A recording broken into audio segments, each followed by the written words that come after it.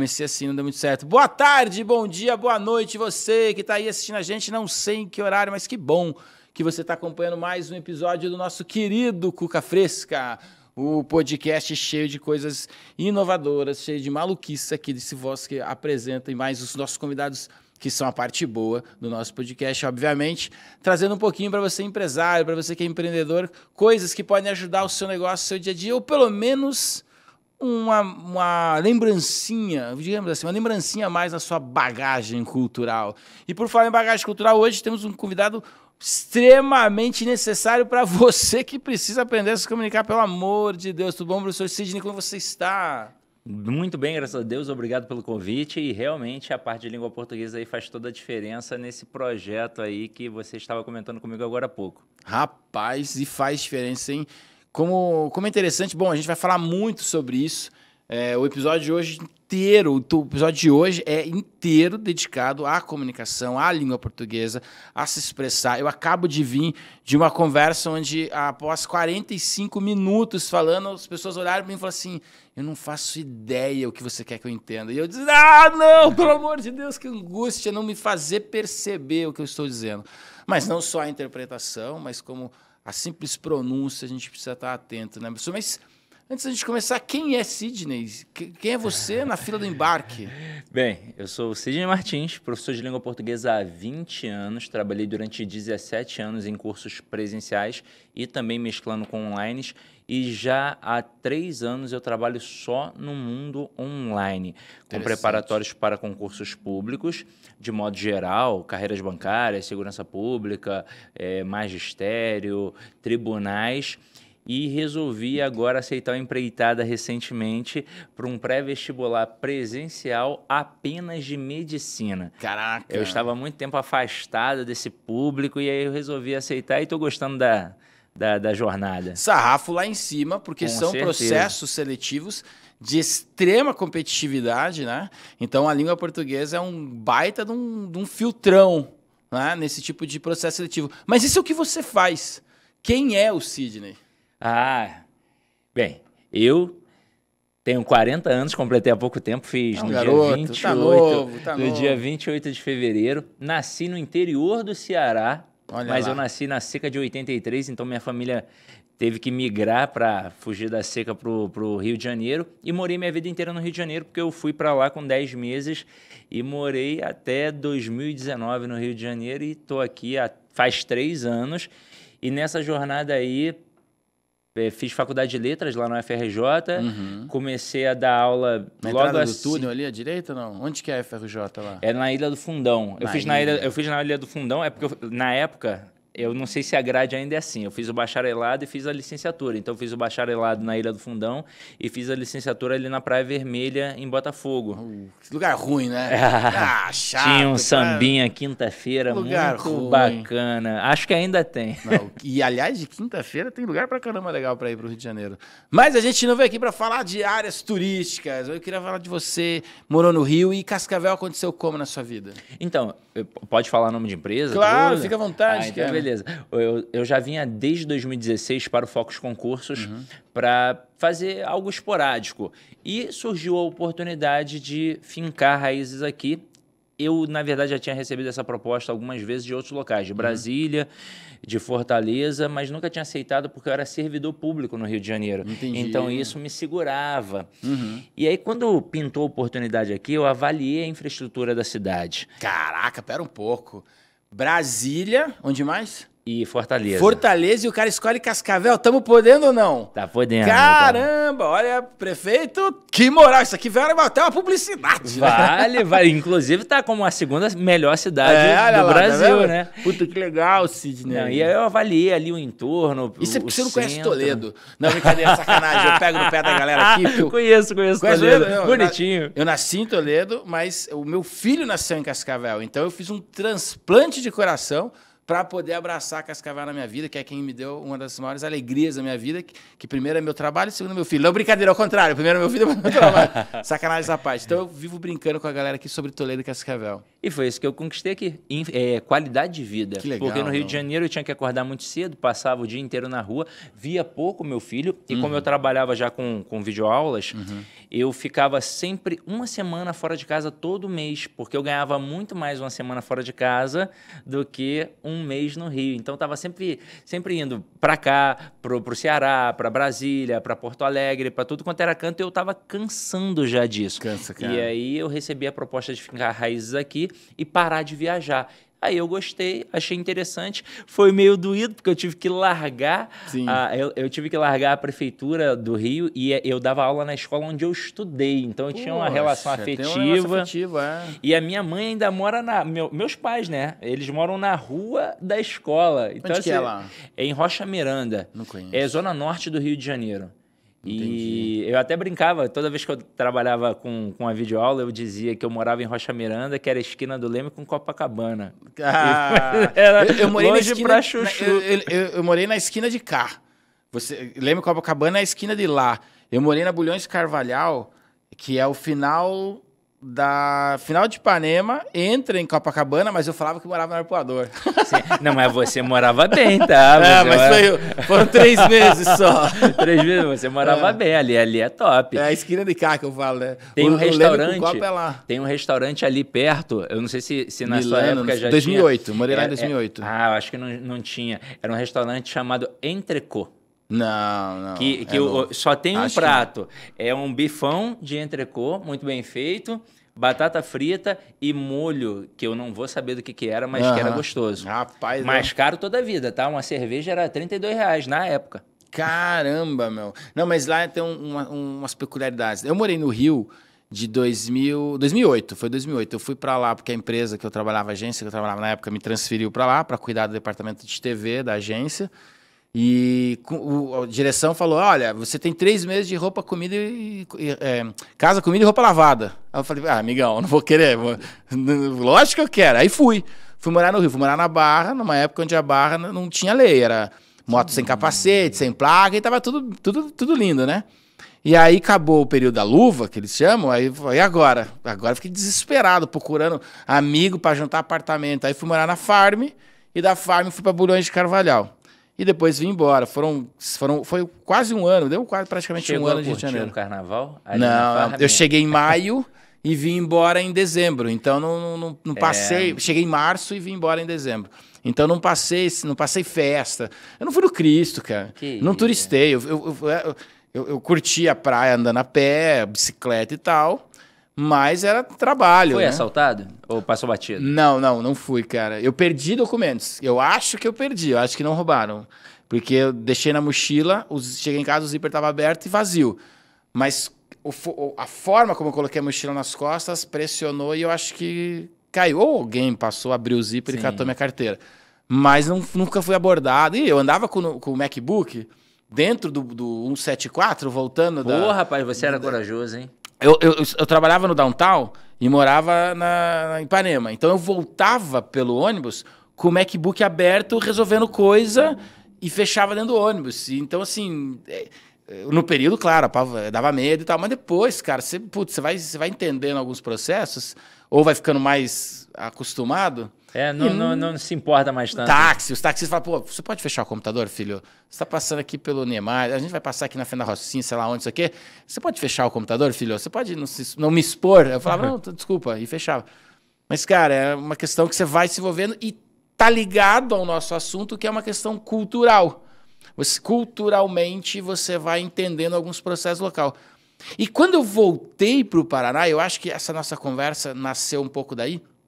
Quando eu voltei para o Paraná, olha que coisa interessante, eu morava em São Paulo, voltei para o Paraná e fui participar de um evento de uma cooperativa. E eu sou um cara que eu escrevo roteiros, discursos para presidentes, textos para diretores. Então eu sempre fiz muito textual da comunicação, postura e tal, de pessoas importantes e tal. Beleza. E aí eu escrevi um discurso para um presidente na volta de uma cooperativa e eu percebi alguns erros na fala dele. E aí eu ficava pensando, pô, eu preciso fazer um media training com o presidente, precisa fazer um media training, precisa ajudar o presidente, está falando com erro de português, tem uns regionalismo e tal. E eu, puta preocupado, tinha acabado de voltar para o Paraná, foi a empresa que me contratou, né, que me repatriou. E de repente, batendo algumas fotos, meio aos cooperados da cooperativa, e eu ouvi assim, nossa, mas o presidente é gente como a gente, né? Olha como ele fala bonito, fala que nem a gente, ele é gente como a gente. Aí eu falei, opa, a questão cultural da fala dele gera fit, tem empatia com quem está aqui, gera sinergia com quem está aqui. Sou eu que não estou acostumado, que eu estava vindo de uma associação grande de São Paulo, corrigindo o texto de um presidente em São Paulo, e de repente... E aí vem essa coisa. Sidney, como é que você vê o regionalismo, a balança que equilibra regionalismo com erro de português? Não, perfeita a sua pergunta, porque bate... E, cara, tem um oceano para a gente conversar sobre isso. Eu fiz um salto porque aproveitei a questão cultural. Tem um oceano, porque, por exemplo, quando a gente fala em variação linguística, aí você mencionou aí 2 casos já. Você mencionou a questão territorial, que a gente pode chamar de variação geográfica, e se for mais específico, pode chamar de variação diatópica. Caramba! O nome é muito interessante. Se a gente for pegar na etimologia, dia vem do grego através e tópica vem de lugar. Então é através do lugar. E, obviamente, de um local para outro tem um jeito diferente de se falar, até por conta de toda a nossa povoação. Então nós fomos invadidos ou povoados por povos diferentes. Então tem gente que teve ali como colonizador o espanhol, outros o português. Eu tenho inveja de Recife, que foi colonizado por holandeses. Por holandeses, Nassau, né? Por que você não ficou mais tempo? Nassau! E tem toda essa mistura. Holandeses, portugueses, espanhóis, tem a galera da África, tem a galera da Itália, toda essa mistura. E aí você percebe que, às vezes, de um localzinho para o outro, tão pertinho, já tem diferenças. Lá no Rio de Janeiro, por exemplo... tem a cidade de Niterói, que é belíssima, pertinho. Nós somos separados pela ponte que tem 13 quilômetros. No Rio, a gente fala completamente diferente. Lá no Rio, a gente gosta de artigo. Então, eu digo que eu vou à casa da Maria, que eu vou à casa do João. Em Niterói, eles não gostam. Eles dizem que vão à casa de Maria, que vão à casa de João. Tem uma frase que o Porta dos Fundos brinca muito, que é uma frase de Niterói, agora eu esqueci, mas se eu lembrar até o final... Eu vou beleza. Aí, esses dias, por exemplo, conversando com a menina daqui de Cascavel... Eu falei que lá em Niterói eles pediam um salgado diferente da gente, que a gente pedia um salgado de queijo com presunto, a gente chamava de joelho. A gente chama de joelho. E em Niterói eles chamam de italianinho. Aí eu falei, como é que é aqui em Cascavel? Aí ela, salgado. Aí eu falei, não, mas peraí. Qual deles? Salgado. Aí olha a resposta brilhante que ela me deu. Aí eu falei, eu quero um salgado e aponto. Boa. Cara, eu vivi isso na pele. Saí de São Paulo pra lá e falei, não, aqui, vê um salgado. Qual você quer, joelho? Eu fiquei, putz. O que será? Aí eu dei graças a Deus que eu não estava em Porto Alegre, porque lá se confunde com outros nomes mais esquisitos. E eu falei, não, é aquele mesmo. E apontei. Sim. Porque joelho, engraçado isso, né? O podrão. Um podrão da praia. Falei, cara, você vai comer um troço que se chama podrão?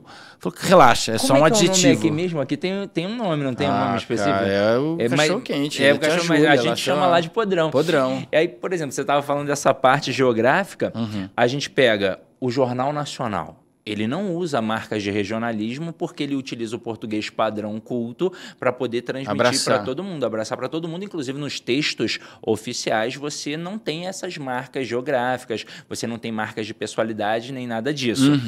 Esse regionalismo, ele atinge o povo local. Então, você pode ver que um jornal aqui de Cascavel vai ter expressões que vão servir apenas para o povo de Cascavel, com o intuito de aproximar. Entendi. Então, você se identifica. Ele está falando para a gente porque ele conhece o nosso local, ele conhece o nosso jeito de falar e a gente pode ampliar. Tem a questão geográfica, mas também tem uma questão do formal e do informal que você mencionou, que ele diz assim, ó, ele fala a nossa linguagem, ele tem um jeito de falar igual ao da gente. Isso aí entra num tópico bem estranho, que é variação diafásica, que leva em consideração a situação comunicativa. Não é mais o certo e o errado, é o adequado e o inadequado. Tipo, o que funciona? Ou funciona, tá um pouco pejorativo? Eu vou fazer uma analogia com a nossa roupa. Eu não posso ir à praia de Não é que eu não possa. Você iria à praia de jeans? Exatamente. Se eu for à praia de terno, eu vou causar estranheza. Se eu for a um casamento de sunga, eu também vou causar estranheza. Eu não devo ir à praia de terno, eu não devo ir a um casamento de sunga. Para ir à praia eu vou de sunga, para ir ao casamento eu vou de terno. Legal. Então é a questão de adequação. O português formal, eu devo usar sempre o português formal? Não. Não. Se eu estiver com os meus amigos tomando uma cerveja, jogando um futebol, eu vou ter que utilizar o português informal. Mas se eu estiver numa entrevista de emprego, o padre na homilia, ele tem que utilizar o português formal. E às vezes as pessoas até confundem, achando assim, então a escrita é formal e a fala é informal. Não. Não dá. A escrita tende a ser formal, assim como a fala tende a ser informal. Mas eu posso deixar um bilhete para o meu filho, com VC. Com uma linguagem informal, com o único intuito de me aproximar dele, e um dono de bar pode colocar uma propaganda no bar, fazendo uma brincadeira, com toda uma linguagem informal, obviamente para atingir o interlocutor, para se aproximar desse interlocutor. Você citou, dois exemplos que eu tenho umas histórias muito, muito loucas. O primeiro, eu fui numa entrevista de trabalho, acho que até já contei aqui num podcast, acho que foi no podcast que eu era entrevistado, que eu era para ser gestor de TV, o coordenador de TV do IG, aquele site IG. Sim, não sim, sei se tem mais. Mas a gente estava montando um estúdio de TV que tinha conversa fiada com o Paulo Henrique Amorim e tal.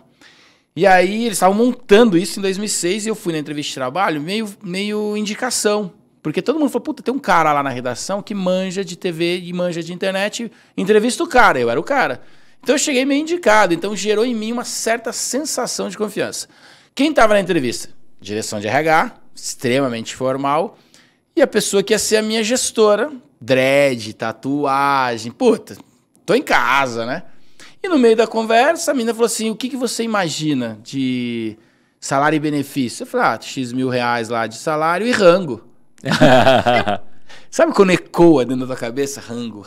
Eu falei, Jesus, Maria e José, eu tô usando rango numa entrevista de trabalho.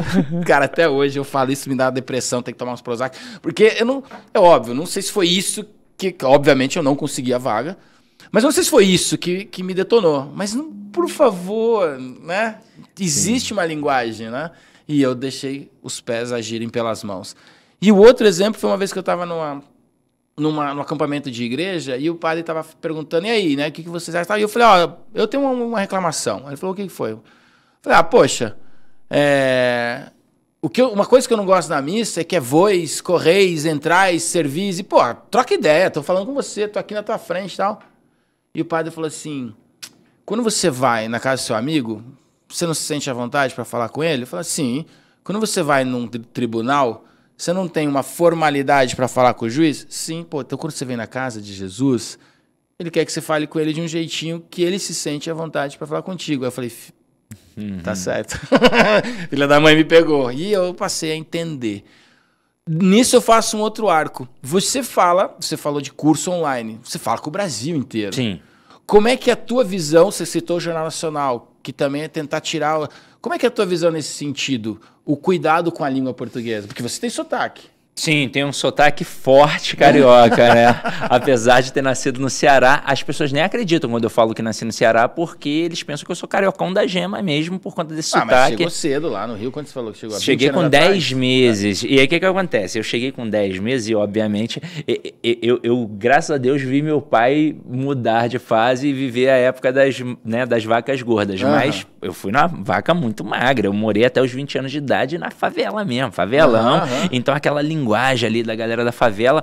E aí, só que assim, a minha sorte é que eu sempre li muito. Então, eu tinha sempre aquela perspectiva de sair dali através do estudo, vencer na vida. O cearense tem muito disso, de vencer na vida pelo estudo. O brasileiro, né? O brasileiro como todo. Eu acho que em alguns lugares é mais forte, mas mais o brasileiro forte. quer vencer pelo estudo. Não, eu até citei, por exemplo, o Ceará, porque uma vez eu fui dar aula no Ceará num curso chamado Curso Prime. Aí eles tinham 2 unidades. Uma no centro, que era pra galera assim, povão, e outra na Aldeota, que é um bairro nobre, pra galera já mais abastada. O cara chegava de Land Rover pro curso, sabe? Mas ele tava com aquela perspectiva de vencer na vida pelo estudo. Ele já tinha vencido. Ele só não sabia. Aliás, ele não precisou nem lutar, o pai dele já tinha vencido por ele. Mas para você ver como isso ficou na cabeça deles. Então, assim, lá no Ceará isso é muito bem trabalhado. Então, eles botam na cabeça que tem que estudar, tem que estudar, tem que estudar, tem que estudar e pronto. E aí eu fiquei com isso também na cabeça. E, obviamente, a linguagem do meu entorno não influenciava tanto. Porque eu estava sempre em contato com português padrão culto. E depois virei professor, coisa e tal, me adaptei, mas na sua pergunta, eu tenho um cuidado que eu acho que vale para todo professor, por sinal, porque eu vejo que os professores eles fazem uma divisão, eles acham assim, se o aluno é da turma da PM, ele merece uma linguagem mais pobre.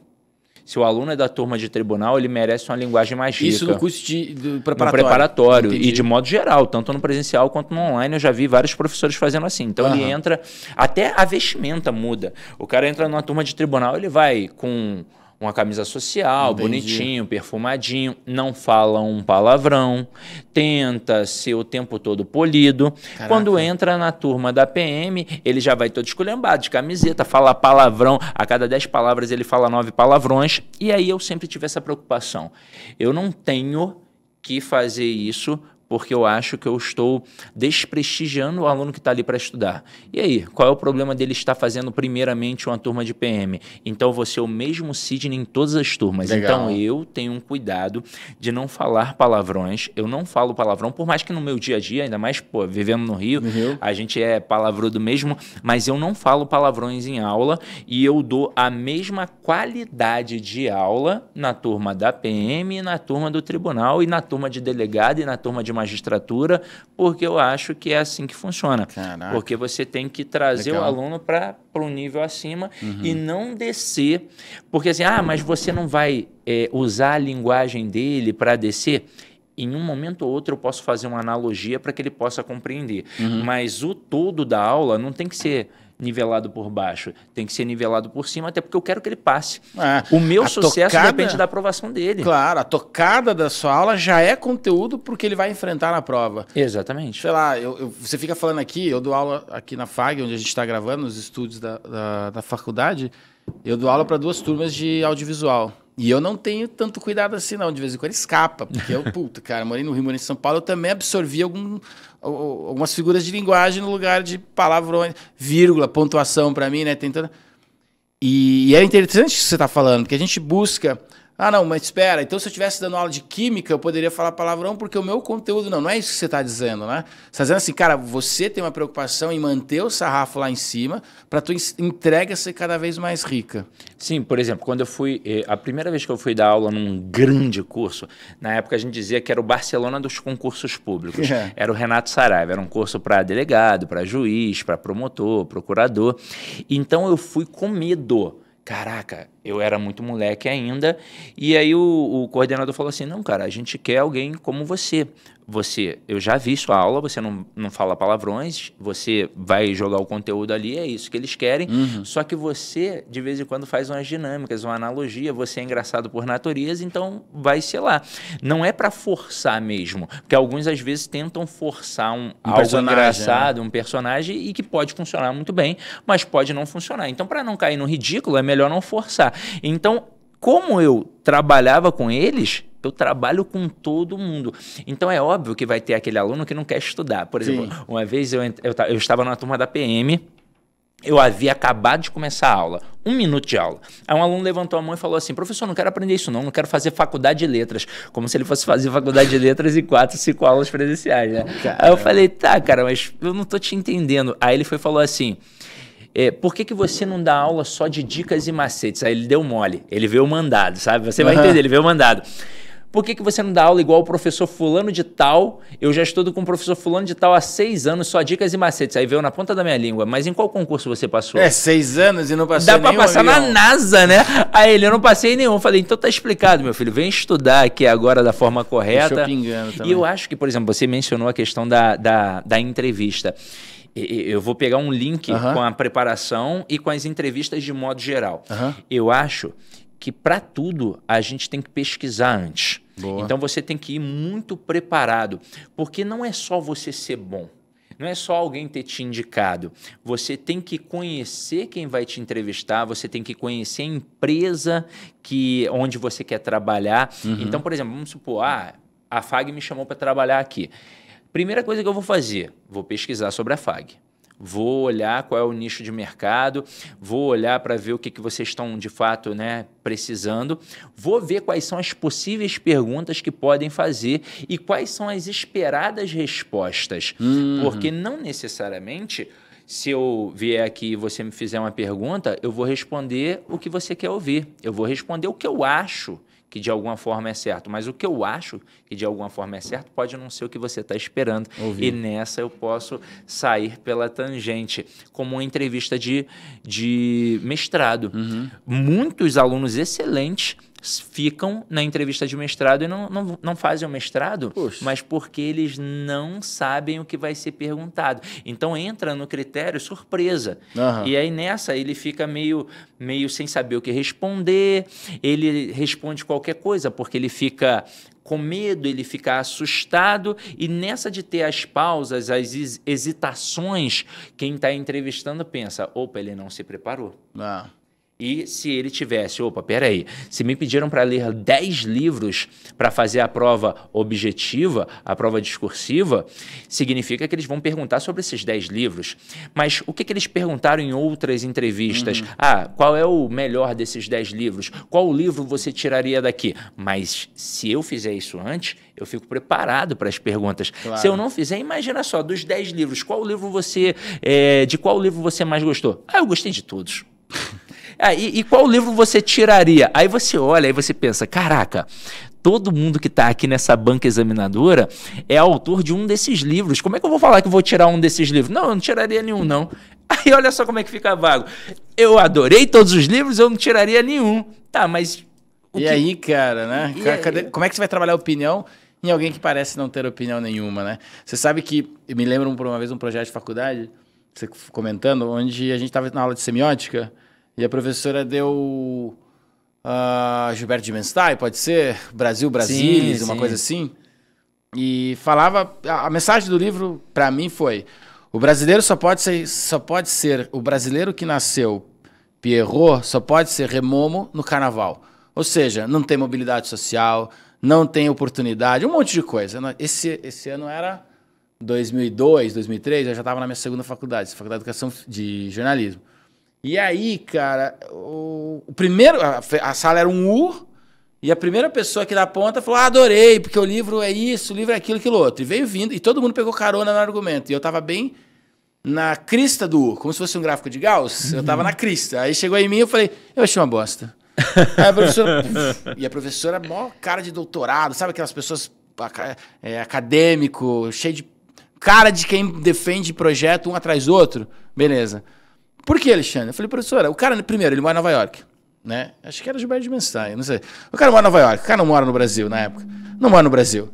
Aí esse cara vem falar que a gente não pode ter mobilidade social, não posso estudar, desenvolver um projeto. Eu entendi que ele está dizendo que o brasileiro só vai ser remomo no carnaval. E eu discordo. Eu acho que a gente pode buscar nossas próprias oportunidades. Cara, essa mulher escorreu uma lágrima de emoção, porque veio vindo de um jeito, parou em mim. Daqui pra frente, e você, do lado? Eu concordo com o Alexandre. Claro, porque você influencia. Foi muito engraçado. Não, e é sensacional. E você foi contra a corrente ali. Mas realmente, na questão da preparação, não é que a gente vá mentir, né? Mas você adquirir mais conhecimento sobre a empresa, ou sobre o local, ou sobre a faculdade, e dessa forma você tem um repertório cultural. Repertório, acho que essa é a palavra, né? Para poder falar, porque a gente só pode falar sobre aquilo que sabe. A gente não tem como falar sobre aquilo que não sabe. Os linguistas, por exemplo, eles chamam isso, né, o nosso conhecimento de mundo, de saber elocucionar. Olha só a palavra. Sim. Verbo de elocução, aquele verbo que fala. Tem também verbo dicende, o verbo que diz. Então eu só posso falar sobre o que eu sei. Se eu não sei, eu não tenho como falar. Tanto que nas aulas de redação, os alunos falam assim, mas professor, qual tema vai cair? Eu não sou a mãe de Ná. Pô, tem quantos temas ventilados aí? Tem 10 temas. Pesquise os 10 temas. Estude os 10 temas. Porra, então, o cara quer um tema certo e pronto, e acabou. Ele não quer estudar. Ele quer passar, mas ele não quer ter o trabalho de estudar. Se preparar para, né? Se preparar para. E, professor, quando a gente faz uma curva para o mercado de trabalho, não sei se você tem, se você tem opinião para isso, mas e eu acredito que sim. Qual o nível da galera que está chegando para você? Porque, por exemplo, eu como um profissional de comunicação, eu pego muito no pé de todas as pessoas do nosso time lá na UCAD, por exemplo, sobre a qualidade dos e-mails, redigir uma proposta, manter uma conversa, uma negociação ou uma tentativa de marcar uma reunião. Eu pego muito assim, nós sempre fizemos assim, nós sempre fomos assim, nós sempre não sei o que lá, eu di 3 voltas na quadra. Volta e meia, pra mim, pra mim eu esqueci o pra mim, né? Eu tenho uma palestra que é a diferença de sucesso do cliente para atendimento e suporte. E um dos últimos slides é 2 colunas, então ponhar, que é ponhar. Ponhá na Mas isso é muito daqui, cidade, né? Isso é muito daqui, né? O Ponhá desta região. Cara, não tem um amigo meu que vem pra cá passar as férias que fala, cara, de onde vocês tiraram o ponhar? Que ponharam aonde essa palavra, né? Então tem lá, ponhar, pôr ou colocar, tem o pra mim, que é pra eu, tem eu faço 2 colunas, né? E é a parte que a galera bate foto, pede o print, que a galera ri pra caramba, porque um aponta pro outro e tal. Como é que você vê isso hoje no mercado de trabalho, na equipe de um empresário que está vendo a gente? É comum, não é comum? Cara, é tanta coisa para falar sobre isso. Na verdade, o que acontece? Na faculdade de letras, isso, para mim, na minha opinião, começou na faculdade de letras com um camarada chamado Marcos Bagnum, que é defensor de um livro Preconceito Linguístico. Então ele diz que a gramática é opressora. E quando você entra na faculdade de letras, muitos entram iludidos achando que vão aprender a gramática tradicional. Poxa, finalmente eu vou aprender a utilizar bem a língua portuguesa, só que isso não acontece, porque eles partem do pressuposto que você aprendeu isso no ensino médio. Então, dentro de uma faculdade de letras, você estuda semântica, você estuda linguística, você estuda história da língua, você estuda gramática gerativa, gramática funcional, gramática sociolinguística, gramática descritiva, mas a gramática tradicional você não estuda. E aí pensa comigo, como é que o cara vai ter uma análise satisfatória da gerativa, da sociolinguística, se ele não domina a gramática padrão? Porque eles partem do pressuposto, e é uma visão elitista, eles partem do pressuposto que o camarada aprendeu no ensino médio. Na escola, Isso não acontece mais há muito tempo. Ou em casa. Então, os alunos, eles chegam com muita dificuldade. Só que aí o que acontece? Olha só a questão da preguiça. Eu cheguei com dificuldade, eu não sei nada de gramática, e aí um professor diz... Não sou eu só que estou falando. Olha o que o Marcos Bagnum fala. Você não precisa aprender gramática porque ela é opressora. Você não precisa ensinar para o seu aluno a gramática porque seria preconceito linguístico. Ele joga tudo pro alto e fala, graças a Deus. E aí, vários professores de português saem sem saber o objeto de estudo deles, que é a gramática tradicional. Tanto que eu tenho vários alunos que são professores de português. Caramba! Porque quando eles saem da faculdade, ainda meio que no oba-oba, eles pensam, poxa, agora a gente vai dar aula só de linguística. Se ele entra numa instituição pública, beleza, porque ninguém vai perturbar a cabeça dele. Mas se ele entrar num bom colégio particular, vão. Vai. Vão. Peraí, cadê a aula de gramática? Os nossos alunos não estão sabendo usar crase. Ele vai fazer uma redação para o Enem, ele tem que tirar nota 1000, e aí cadê? E aí entra a questão do prestígio, porque a gramática... no passado se dizia assim, come bem quem fala bem, e é verdade. Olha, Nunca escutou essa, não? Os meus professores mais antigos... Come bem quem fala bem. Come bem quem fala bem, porque é uma questão de prestígio. Hoje eu tenho alguns alunos que são médicos, e aí olha só que loucura. Porque um médico que ganha mais ou menos 30, 40 mil, né? Ganha Pode bem, colocar mil aí, ganha bem. E o cara vai atrás de um curso de língua portuguesa. Porque além de clinicar e de fazer cirurgias, ele também ministra palestras. Ele faz network. Ele escreve artigos, às vezes é um professor. E quando ele comete um erro de língua portuguesa, não é a língua portuguesa em si que vão julgar na vida dele, é a função dele como médico. Sim. Porque o cara vai falar assim, é nesse nível, eu vou deixar este médico fazer uma cirurgia no meu coração, o cara não domina nem crase, vai fazer a cirurgia no meu coração. E é estrutural isso, né? Você não pensa isso, isso acontece na tua cabeça. Isso acontece. Vou te dar um exemplo meu e você me diz se eu tô com esse preconceito estrutural dentro de mim, tá? Colégio particular, infantil, meu filho tinha 2 anos, se eu não me engano, nasceu em 17, 18 anos, 19, 2 anos, 20. Tava fazendo 3. Ele faz em dezembro, tava fazendo 3. Foi logo antes de começar a pandemia. E chegamos na escolinha para deixar o nenê ali com a prof e tal. São duas professoras, uma que cuida do pátio, uma que cuida de dentro. E eu falei, posso deixar ele aqui e tal? Ela falou, pai, pode sim, eu só vou pôr as coisas dele lá dentro e volto buscar. Não sei se foi pôr, tá? Mas ela lançou uma palavra assim. E eu falei, sabe aquela coisa assim, quê? Meu filho vai ser educado por uma pessoa que não sabe falar direito? Não. Eu cheguei louco em casa. Falei, meu bem, a gente tem que trocar de escola, porque a professora lá fala errado, ele vai crescer falando. Lógico, pai de primeira viagem, deu uma noia. Essa sensação, ela é normal? Ela é estrutural? É estrutural, entra a questão do preconceito linguístico, mas não adianta. Eu acho que isso vai demorar muito tempo para mudar e talvez não mude. Não adianta a gente querer tapar o sol com a peneira. Um advogado que não domina a língua portuguesa, ele é só um boy de luxo. Um professor de português que não domina todas as nuances da gramática, ele não tem como passear por todas as oportunidades que ele pode ter. Então, às vezes, dentro do ambiente acadêmico, eu acho que de forma iludida, se sabe cada vez mais sobre cada vez menos.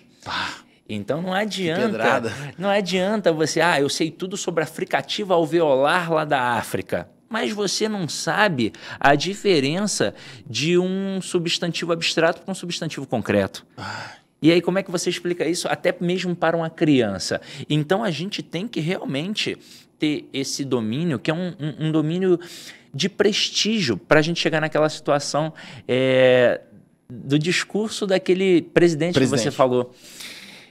O formal e o informal, ele só pode ser utilizado como registro se eu domino o padrão. É uma questão de dialeto social. Tem o culto e o inculto, ou seja, quem domina a língua, quem não domina, aí entra o erro crasso. É o cara que vai falar Flamengo, é o cara que vai falar bicicleta, é o cara que vai falar problema. Então esse cara, mendigo, ele não vai ter a oportunidade de fazer o uso do formal, por exemplo. E aí é que eu entro para fazer uma crítica em relação ao Bagno e a galera que pensa que tudo é preconceito linguístico. Uma vez, vou contar um fato que aconteceu comigo dentro de uma escola.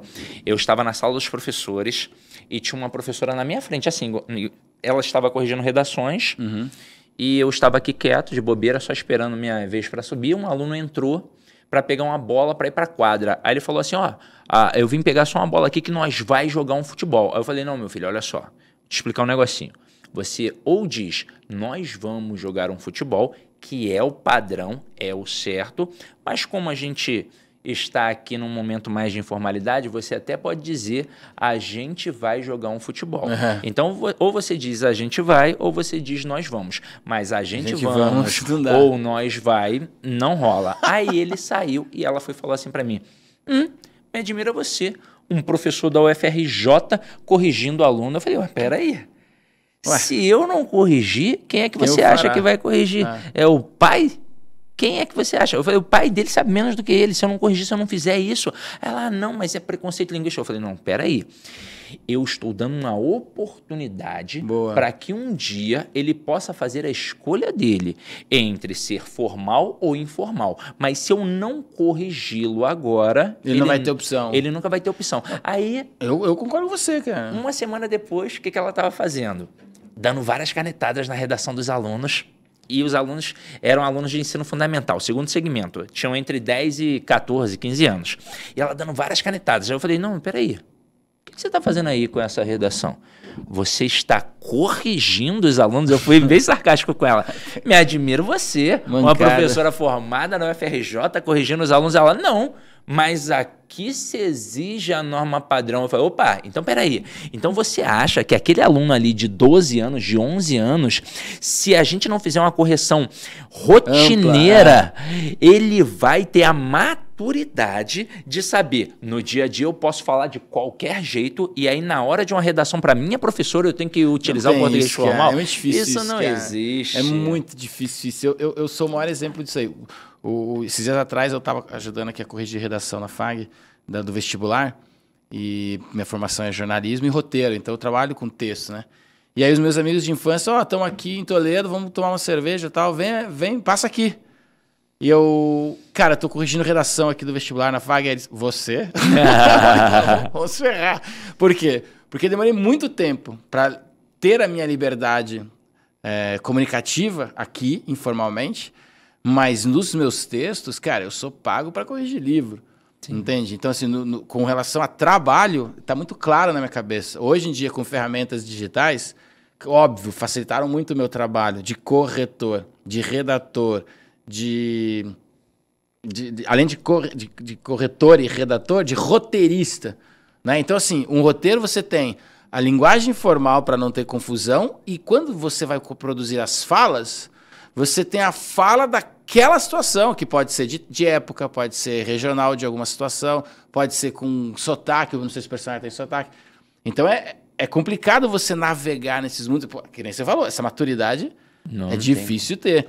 Eu concordo com você. Eu acho que a gente tem que ter essa ferramenta. Até porque, cara, eu vou te falar que uma vez eu fiz um curso de neuromarketing e faz um tempo já, não sei se foi com o Pedro Calabrese, foi um curso de neuromarketing e tinha um item que era justamente a sensação subjetiva que um mau texto provoca no interlocutor. Exemplo, tô eu e alguém disputando um cliente e o meu e-mail vai com erros de português e do cliente não.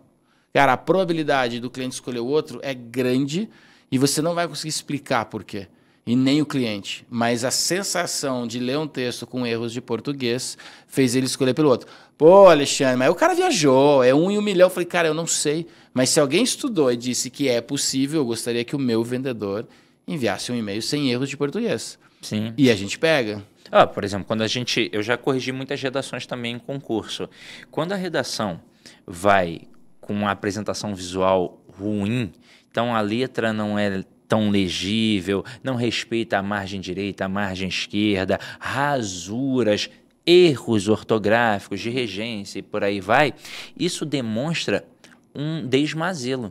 Ou seja, o cara não se preparou para aquilo adequadamente e quando você quer buscar alguém para trabalhar na sua empresa ou para fechar um contrato, você quer alguém que minimamente se preparou. Então é por isso, é um processo subjetivo, obviamente, mas é uma escolha. Poxa, eu vou escolher quem notoriamente se preparou ou quem fez de qualquer jeito. Quando eu peço redações para os alunos, eles têm que fazer numa folha de rascunho e passar limpo. Mas eu sei quando o aluno não passa limpo, porque isso fica marcado para a gente. Exatamente por não ter todo esse respeito de uma padronização da apresentação visual. Quando a gente joga para o mundo privado, eu até falo para os meus alunos que eu não ensino português só para a prova do concurso, eu ensino para a vida. Porque no mundo privado ele passa pelo crivo da língua portuguesa já de cara 3 vezes. Primeiro, quando ele manda um currículo. No currículo você já seleciona. Um currículo cheio de erros de língua portuguesa você já corta dependendo do cargo. Vamos supor que ele peça alguém para ajudar. Aí o currículo vai legal. E aí ele vai passar por uma entrevista. Pode ser assim no tete-a-tete, pode ser na oralidade. Você já percebe se ele domina ou não a língua portuguesa, porque ele vai deixar erros de concordância e de regência. Vai falar, nós fumo, prefiro mais cinema do que cerveja. Alguns até a gente naturaliza, mas quem está ali entrevistando percebe, opa, ele não tem um pleno domínio da língua. Vai falar problema e por aí vai. Mas vamos supor que no dia passe batido porque ele é muito simpático. Então, esses erros foram irrisórios para a percepção do avaliador. Ele vai passar pelo terceiro crivo, que é a redação. E na redação ele não passa batido. Porque na redação, além de avaliar tudo isso, você sabe muito bem que às vezes eles avaliam até o critério psicológico do funcionário. Qual foi a escolha que você fez para chegar nessa... Porque na dissertação, a gente deixa as nossas marcas de pessoalidade. Imagina uma dissertação argumentativa. Por mais que eu tente ser impessoal, eu demonstro ali se eu sou preconceituoso, eu demonstro se eu sou machista, misógino, homofóbico e por aí vai. E a pessoa que está selecionando percebe tudo isso. Então, no mundo privado já tem isso. No mundo público, tem o pós-prova. Eu falo isso para eles direto.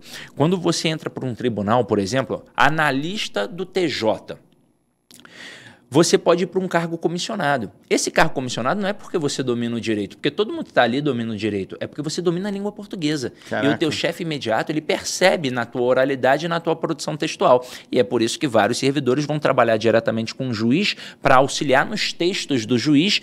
E isso, olha só, o cara pode ganhar até 40% a mais do salário, Caramba. dependendo do órgão, e o melhor, na minha opinião, o network que isso vai proporcionar. Porque ele vai passar a andar com a galera diferenciada e portas vão se abrir. Lógico. Então você já tá vendo, empresário, se o teu colaborador começar a falar tudo certinho é porque ele tá prestando concurso. Fica esperto aí, não, brincadeira, sacanagem. A gente varia aqui bastante coisa. Mas vamos lá, eu acho que a gente fez aqui boas abordagens, né? A gente falou um pouco da escola, falamos um pouco do mercado particular, né? de tentativas como concurso.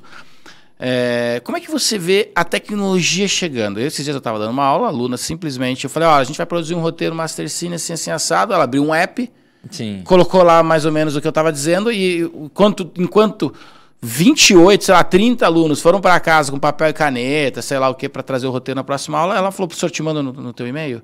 Eu falei, como assim você fez? Você não tem notebook, você não tem caderno? Ela falou, não, é que eu fiz no app aqui, que chama Roteiros, não sei o que lá, e saiu um roteiro Master Cine pronto, das cenas ali que eu tinha pedido. Eu falei, putz, beleza, vamos olhar, né? Como é que você vê a vinda da tecnologia? Tem a pergunta clássica, ajuda ou prejudica?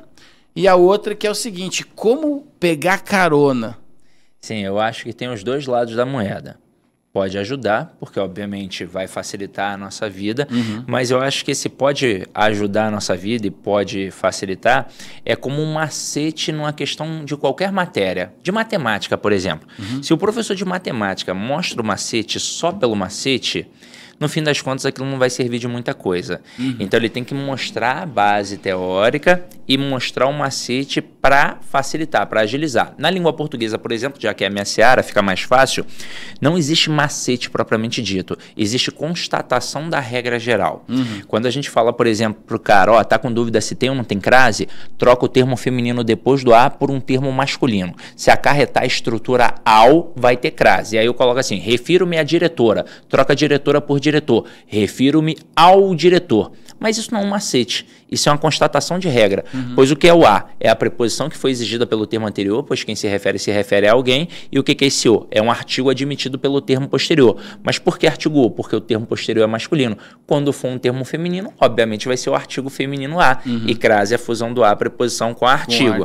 Mas aí, eu não posso mostrar só um macete, eu tenho que mostrar o todo. Porque se eu mostrar só um macete, ele fica acomodado. Sim. E ele nunca vai além. Então ele vai ficar sempre na média. Vai ser sempre aquela pessoa, né, a palavra é pesada, mas seria isso mesmo, é a pessoa medíocre. Sim, porque ele está total. sempre na média. Ele nunca vai avançar. Já eu posso fazer até um outro pensamento. Eu me lembro uma vez que eu encontrei um amigo em Madureira. Na época eu estava na faculdade e ele também, só que eu estudava na FRJ, ele estudava na Estácio.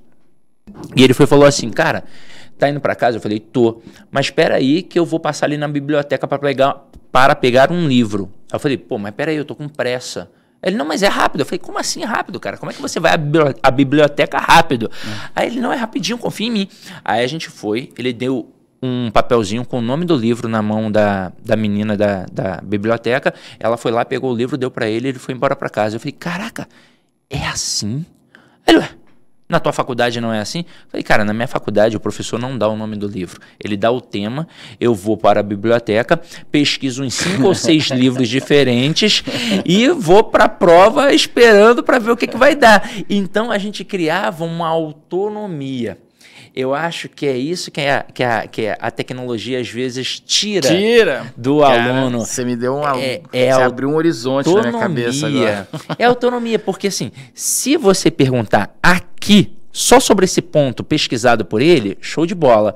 Mas esse ponto pesquisado por ele abre vários caminhos. Foi debatido por quem, né? Aí você vai e joga uma outra pergunta, ele já não consegue.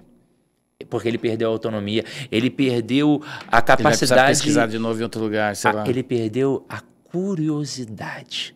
Você estava falando sobre o público mudou muito mesmo. O público perdeu a curiosidade. Os alunos antigamente, eles eram ávidos pelo conhecimento, eles perguntavam o tempo inteiro, eles tinham várias dúvidas. Hoje, dependendo da turma, você fala, tem alguma dúvida? Não. E sai e ninguém pergunta nada. Mas não é porque eles entenderam tudo. É porque eles não Não estão ali, às vezes. Talvez nem tenham entendido. Ah. Entra a questão Aí a gente joga até para um mundo mais da educação básica. Tem muitas pessoas alfabetizadas, porém não letradas. Elas escrevem, leem, mas elas não conseguem decodificar de forma adequada. Então, elas não conseguem interpretar adequadamente aquilo dali. Elas não são letradas. É por isso que o Enem tem uma proposta, por exemplo, eu acho muito interessante. Ele não traz uma prova de português. Ele traz uma prova de códigos e linguagens. Porque ele não quer só o aluno capaz de interpretar um texto verbal, um texto escrito. Ele quer um aluno que seja capaz de interpretar qualquer coisa, qualquer linguagem, como, por exemplo, a linguagem cinematográfica, porque eu não posso... E aí, linguagem é maior do que língua. Eu não falo língua cinematográfica, mas tem linguagem cinematográfica. Sim. Então, esse aluno ele vai ser capaz de interpretar um balé, um teatro, uma pintura do Pablo Picasso. Por exemplo, teve uma questão que mencionava assim, mão erudita e olhos selvagens. Por quê? Porque o Pablo Picasso era um grande pintor, era considerado um cânone, mas ele fazia transgressões do padrão. Então, poxa, como é que o cara vai conseguir interpretar isso? Se ele for letrado. Mas muitos hoje não são letrados, até porque eles não são preparados para isso. E eles também ficaram preguiçosos e ficam focando. E aí a gente pode até pegar aquele ambiente acadêmico que eu falei, ele sabe cada vez mais sobre cada vez menos. Só que em outros universos. Ele pega um joguinho de computador, sei lá, eu vejo que tem uma molecada hoje que gosta muito de jogar um jogo chamado, acho que LOL. Sim. E ele fica ali naquele jogo, ele sabe tudo sobre aquele jogo, mas se você conversar sobre qualquer outra coisa que não tenha a ver com o jogo, ele já não consegue conversar. Não consegue nem articular. Eu li uma reportagem uma vez que diz que 12% apenas dos brasileiros sabem interpretar, diferenciar uma ironia de um fato noticioso. Né? Um artigo de opinião de uma reportagem. Né? Interpretação de texto básica. E esse lance eu tive que estudar League of Legends porque eu fiz um processo de seleção na empresa, na Riot Games uma vez, e eu fui tentar entender um pouco desse universo. E realmente é um universo. E existem várias um produto desse para cada idade. Então, Roblox numa idade um pouquinho menor, Minecraft numa outra idade. Então, para cada idade, a gente está criando subterfúgios, onde as crianças e os jovens se interagem, entram. Você deu um exemplo muito claro. Eu dou uma aula onde ficam 70% dos alunos no celular ao mesmo tempo, mas todos pegam no celular durante a aula. Todos. Ao mesmo tempo, chega a ter 70% da turma mexendo no telefone. Então, o que eu faço? Lei da selva. Mas olhando alguma coisa que você pediu para pesquisar ou não? Aí que eu vou dizer. Lei da selva. Quando eu fui fazer escoteiro pela primeira vez, e tinha rio de correnteza, o professor lá, sei lá o que, falava assim, seguinte, quando você cai no rio de correnteza, se você tentar voltar para onde você caiu, você morre afogado. Se você tentar atravessar em linha reta, você morre afogado. Agora, se você pegar carona na correnteza e lá na frente você buscar a beirada do rio e voltar a pé, você sobrevive. Cara, isso levou para a vida inteira. Então, quando eu percebo que a galera vai entrar pro telefone, eu falo, pessoal, quem tá com o telefone na mão, pesquisa aí. Acessa tal coisa. Batam fotos. Vejam um vídeo tal. Porque não tem como lutar contra, cara. É difícil. Não tem. Ou melhor, pode ser que tenha, mas eu não sou preparado para lutar contra.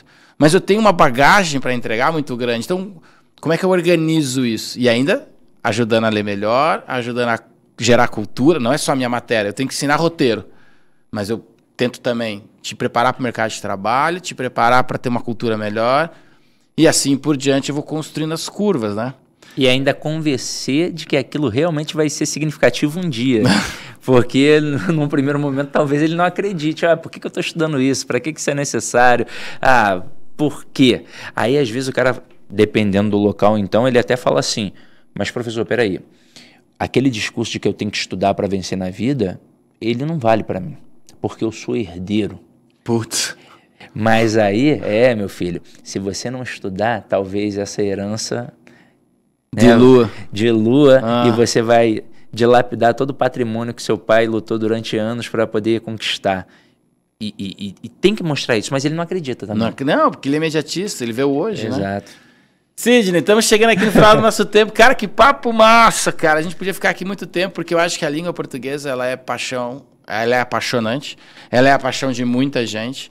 E eu acho que muito empresário e muito profissional, seja ele que esteja buscando uma recolocação, que esteja buscando um concurso, uma carreira nova, ou esteja pelo menos melhorar, porque tem muita gente fazendo um curso de vendas, um curso de gestão de pessoas, um curso de liderança, um curso de primeiros socorros, um curso de uma nova técnica para tirar uma amálgama, sei lá.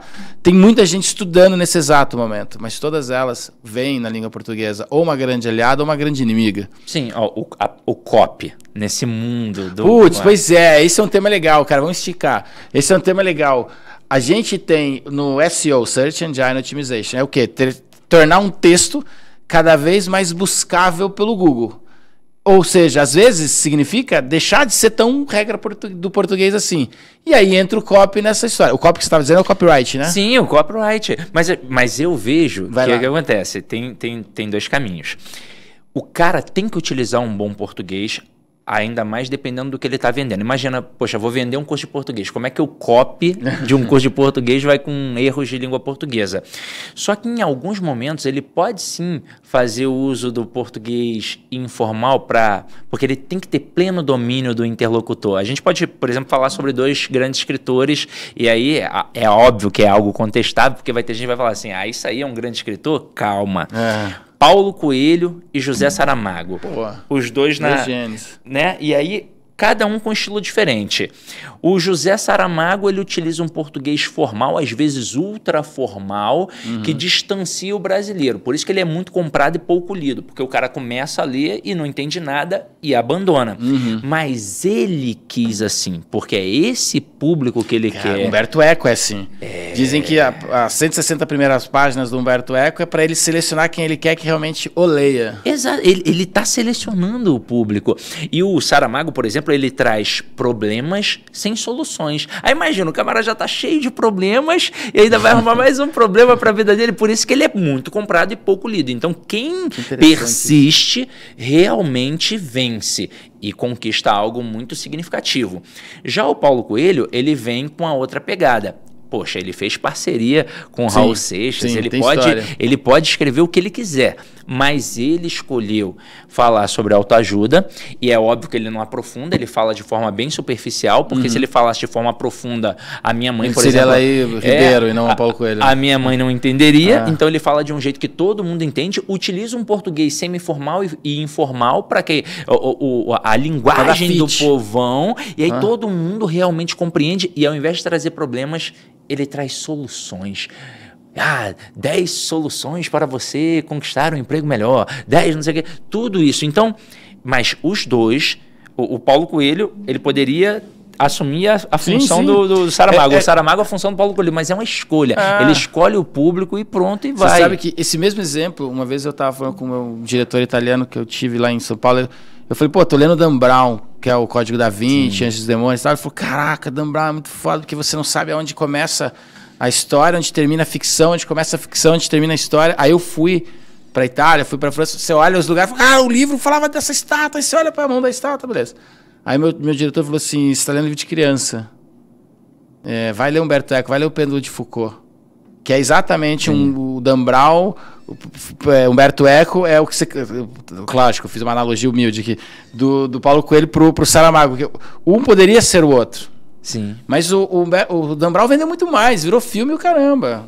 Sabe, o Humberto Eco tem o Nome da Rosa, que dá pra entrar pra assistir. Sim. Mas é diferente porque ele seleciona na rigidez do que ele constrói. Sim. E o Dan Brown é popularzão, pra todo mundo ler, né? E eu acho que na nossa jornada, cada um tem um momento. Então, por exemplo... Será que alguém consegue começar com Humberto Eco, consegue começar com José Saramago? Eu acho bem difícil. Então você tem que começar com alguém mais fácil. Por exemplo, o papo aqui se estendeu, né?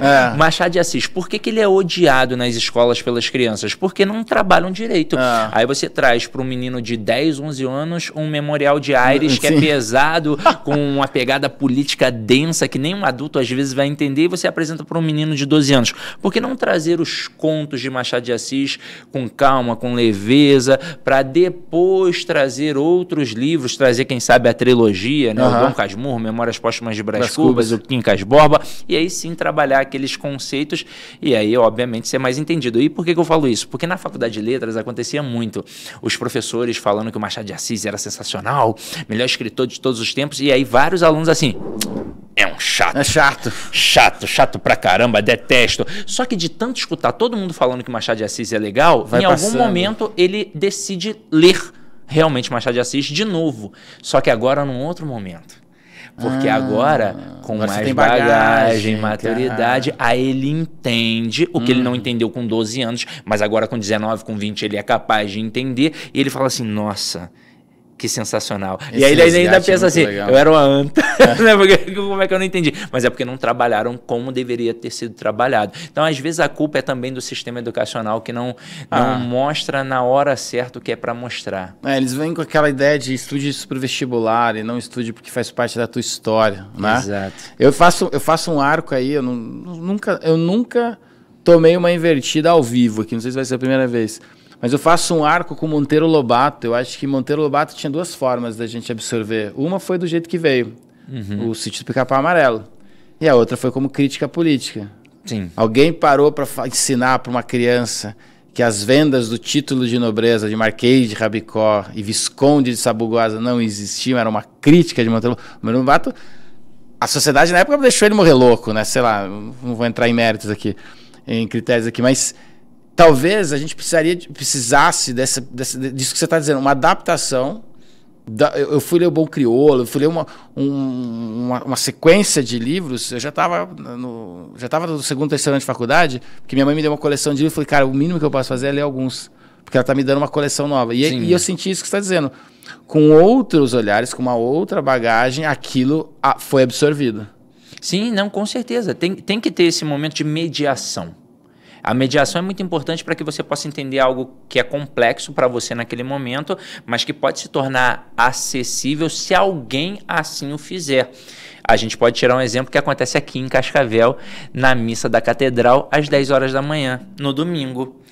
Existe a missa das crianças e aí tem lá os fantoches, 2 fantoches, tem a leitura, né, toda a liturgia, e aí na hora da homilia do padre, os fantoches fazem perguntas sobre as leituras e fazem perguntas como se elas fossem crianças e o padre explica como se fosse para crianças e todas as crianças têm a capacidade de entender uma linguagem bíblica que é extremamente difícil, até porque ela é extremamente conotativa. E ela tem que ser escrita para nunca vencer? Exatamente. E aí imagina só se não tivesse isso. Aquelas crianças não iam entender de nada, elas iam ficar ali só passando o tempo.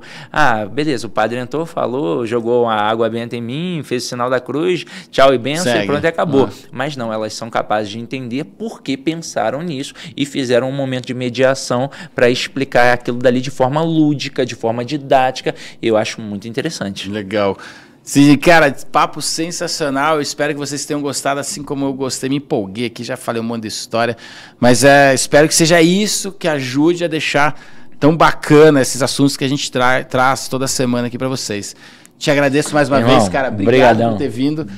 Tá convidado aqui para voltar. A gente tem muito que falar. Vamos falar de ChatGPT daqui uns dias. Vamos ver como é que aquele português lá está sendo tratado. Não, eu adorei, porque às vezes quando eu já fui dar entrevistas em alguns outros locais, mas é tudo muito rápido. É assim, 5 minutos, 10 minutos, eu não consigo falar nem o que eu quero falar. Mas aqui não, a gente conseguiu bater um papo, desenvolver legal. Foi muito bacana, cara. Eu gostei muito. Que bom. E eu costumo tentar deixar o mais solto possível para a gente não ficar preocupado. Inclusive dá para editar, dá para voltar, então aqui o convidado aqui manda. Gente, obrigado mais uma vez. Lembra que aqui tem sininho, tem alguma coisa para clicar, para encaminhar, para comentar, deixa a tua sugestão, peça conteúdos para a gente vir aqui explorar para vocês. A gente tem um monte de gente bacana como o professor Sidney aqui que pode vir aqui tratar de temas que são do teu interesse. Então, não se esqueça de compartilhar, de clicar no sininho e de nos mandar suas sugestões, o que você está querendo trabalhar, beleza? No mais é isso, pessoal. Um grande abraço, valeu, tchau!